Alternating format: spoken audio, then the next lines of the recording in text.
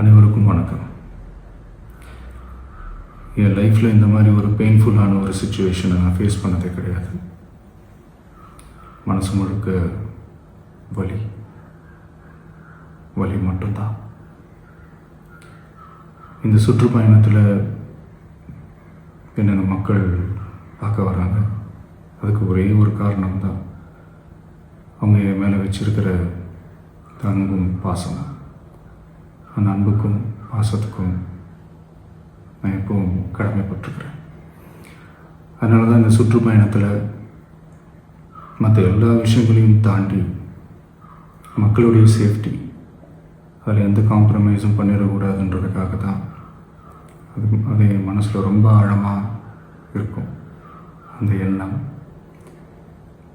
அதனால தான் இந்த அரசியல் காரணங்கள் எல்லாத்தையும் தவிர்த்துட்டு ஒதுக்கி வச்சுட்டு மக்களுடைய சேஃப்டி மட்டும் மைண்டில் வச்சுக்கிட்டு அதுக்கான இடங்களை சூஸ் பண்ணுறது, அதுக்கான இடங்களை பார்த்து பர்மிஷன் கேட்குறது, போலீஸ் டிபார்ட்மெண்ட்டில் அதை ரிக்வெஸ்ட் பண்ணி கேட்போம். ஆனால்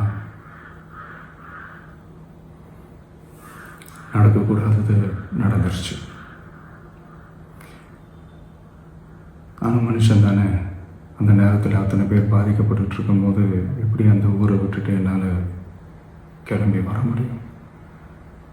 நான் திரும்ப அங்கே போகணும்னு இருந்துச்சுன்னா அதை ஒரு காரணம் காட்டி அங்கே வேறு சில பதட்டமான சுச்சுவேஷன்ஸ், வேறு சில அசம்பாவிதங்கள், அந்த மாதிரி எதுவும் நடந்துடக்கூடாதுன்றதுக்காக தான் நான் அவாய்ட் பண்ணேன்.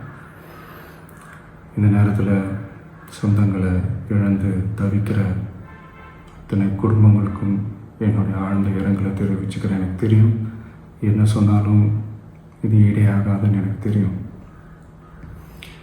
ஹாஸ்பிட்டலில் ட்ரீட் பண்ணிகிட்ருக்கிற எல்லாருமே சீக்கிரமாக க்யூர் ஆகி வரணுன்றதை இந்த நேரத்தில் நான் வேண்டிக்கிறேன். கூடிய சீக்கிரமே உங்கள் எல்லாரையும் நான் சந்திக்கிறேன். இந்த நேரத்தில் எங்களுடைய வலிகளை, எங்களுடைய நிலைமையை புரிஞ்சுக்கிட்டு எங்களுக்காக பேசின அரசியல் கட்சிகளை சார்ந்த நண்பர்கள், தலைவர்கள் அனைவருக்கும் என்னுடைய நன்றியை தெரிவிச்சுக்கிறேன். கிட்டத்தட்ட ஒரு 5 மாவட்டத்துக்கு பிரச்சாரத்துக்கு போனோம். இந்த மாதிரி எதுவுமே நடக்கல. ஆனால் கரூரில் மட்டும் ஏன் எப்படி நடக்குது, எப்படி நடக்குது?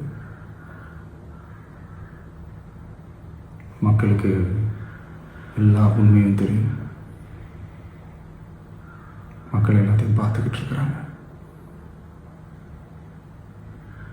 கரூரை சேர்ந்த அந்த மக்கள் அந்த உண்மையெல்லாம் வெளியில் சொல்லும்போது எனக்கு கடவுளே நேரில் வந்து இறங்கி அந்த உண்மைகள்லாம் சொல்கிற மாதிரி எனக்கு தோணுச்சு.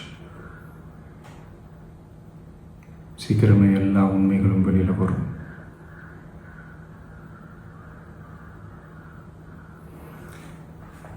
எங்களுக்கு தரப்பட்ட இடத்துல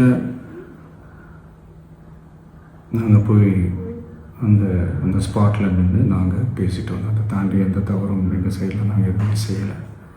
பட் இருந்தாலும் எங்கள் கட்சியை சேர்ந்த நிர்வாகிகள், தோழர்கள் மேலே எஃப்ஐஆர், அது மட்டும் இல்லை சோஷியல் மீடியாவை சேர்ந்த நண்பர்கள், தோழர்கள், அவங்க மேலே எஃப்ஐஆர்லாம் போட்டு இப்போ பிடிச்சிக்கிட்டு இருக்கிறாங்க.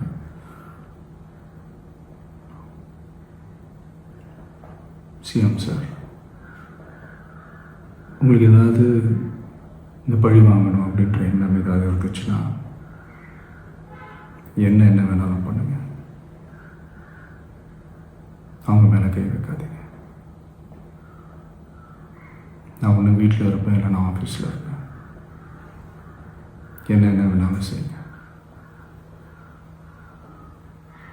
நண்பர்களே, தோழர்களே, நம்மளுடைய அரசியல் பயணம் இன்னும் ஸ்ட்ராங்காக, இன்னும் தைரியத்தோடு கண்டினியூ ஆகும். தேங்க்யூ.